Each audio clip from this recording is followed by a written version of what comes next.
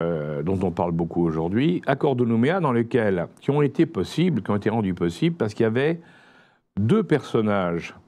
Tout à l'heure, je vous citais les francs-maçons, c'est important. Pourquoi? Parce que les deux personnages étaient francs-maçons.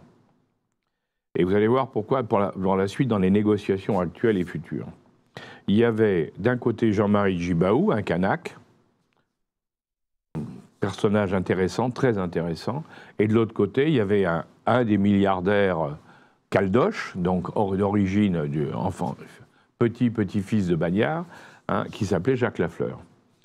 Et ces deux hommes, qui étaient dans la même loge, franc-maçonne, ont discuté avec, en face d'eux, comme médiateur au niveau français, blanc, qui était chargé par le gouvernement français de la négociation, qui était lui aussi franc-maçon. Donc c'est un accord entre francs-maçons.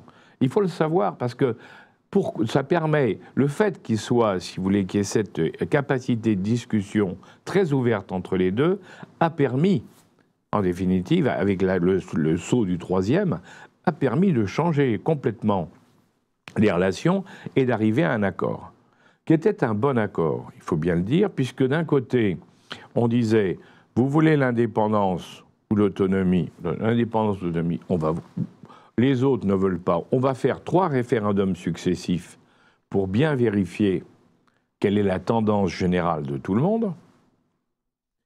Comme vous, les Kanaks, vous dites que si on fait un vote compte tenu de tous les autres, ça ne sera pas juste parce que vous ne pourrez pas vous exprimer, vous serez toujours systématiquement minoritaire.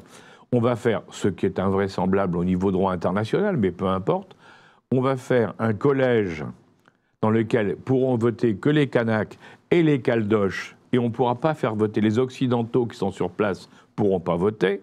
Un arrangement entre anciens, mais avec l'accord du gouvernement français. Donc on dit OK, on va le faire. Et bien entendu, à côté de ça, on va faire toute une série d'efforts pour améliorer la situation des Kanaks.